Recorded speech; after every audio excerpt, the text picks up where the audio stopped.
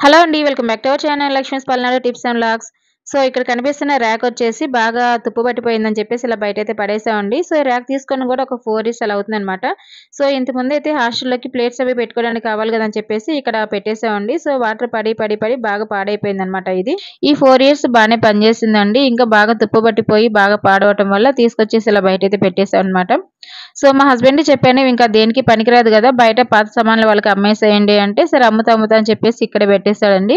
ఇక్కడ పెట్టడం గూడా ఒక 2, 3 మంత్స్ అలా అవుతుందనమాట. సో, ఇంకా ఇక్కడ బయట అలా వేస్ట్‌గా అడ్డంగా పడుంది గదా అని చెప్పేసి, ఇంకా డస్ట్‌బిన్స్ అవి ఉంటాయి గదా! సో, హాస్టల్‌కి సంబంధించినవి అవన్నీ కూడా దీని మీద అయితే పెట్టేసాననమాట. సో, ఒక ర్యాక్‌లాగా వాడుకుంటూ ఉన్నాను. చూసారు గదా! బాగా తుప్పు పట్టి బాగా ఇరిగిపోయిందండి. సో, ఒక స్టాండ్ గూడా సరిగ్గా లేదనమాట. అలాగే ఒక సైడ్ కాలు గూడా పూర్తిగా ఇరిగిపోయింది. దాన్ని ఇంకా చిన్న చిన్న రాళ్ళ సహాయంతోటైతే నేనింక అలా స్టాండ్‌లాగా నిలబెట్టేసామండి.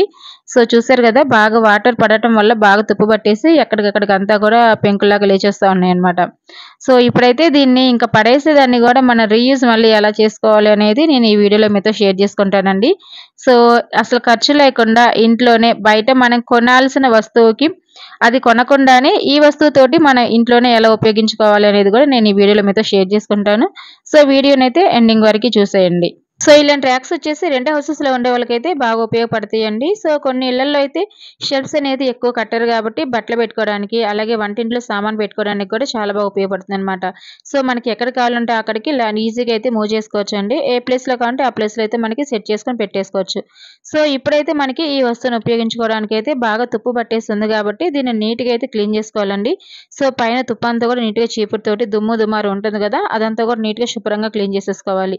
ఈ విధంగా క్లీన్ చేసేసుకున్న తర్వాత సో, మా పిల్లలైతే మంచిగా క్లీన్ చేసేసి ఇలా లోపలైతే పెట్టేశారండి. నెక్స్ట్ అలాగే దీనికోసం అయితే నేను ఇక్కడ పెద్ద సైజు గోతం సంచులైతే తీసుకున్నానండి. అంటే ఇక్కడ మనకి మినపప్పుకి అలాగే కందిపప్పుకి వస్తాయి కదా! సో, ఇలాంటి బస్తాలనేది ఇవైతే కొంచెం పెద్ద సైజు తీసుకున్నాను. సో, మనకి బియ్యానికొచ్చే సంచులైతే సరిపోవండి. అవి చిన్న సైజు కాబట్టి అవి కాకుండా ఈ విధంగా మినపప్పు అలాగే మనకి కందిపప్పు లాంటి బస్తాలు కొంచెం పెద్దవిగా ఉంటాయి కాబట్టి అవి తీసుకొని ఈ విధంగా 3 సైడ్స్ అంటే 3 సైడ్‌లా కట్ చేసుకొని ఈ విధంగా ఓపెన్‌గా చేసుకోవాలి. నెక్స్ట్ అలాగే ఒక్కో సంచినైతే తీసుకొని ఇలా ర్యాక్స్‌లో పెట్టేసుకొని మన దగ్గర టేప్స్ అయితే ఉంటాయి కదండీ! సో, ఏ కలర్ అయినా ఓకే అనమాట.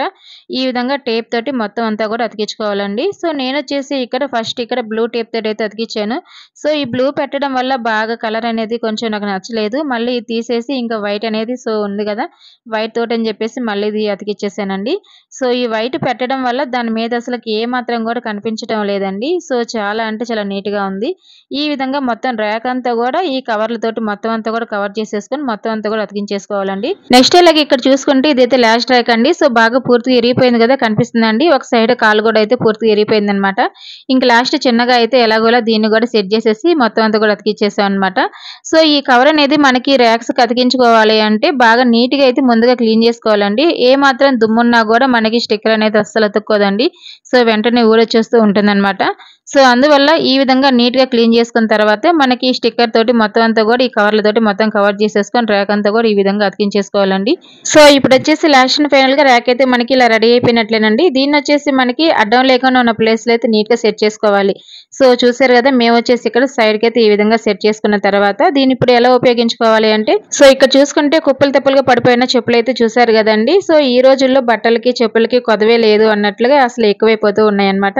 మా ఇంట్లో వచ్చేసి ఒక 6 మెంబర్స్ అయితే ఉంటామండి. అలాగే పిల్లలొచ్చేసి ఇంకా స్కూల్‌వి, అలాగే ఇంట్లోవి, బయటికెళ్ళేటప్పుడు వేసుకునేవి ఇలా అన్ని రకాలు అని చెప్పేసి ఒక 4, 5 జతలైతే ఒక్కొక్కళ్ళకి కలిపేసి ఈజీగా ఉంటాయి గదండీ! సో, ఇవన్నీ కలిపేసుకొని చెప్పులైతే ఎక్కువైపోతూ ఉన్నాయన్నమాట.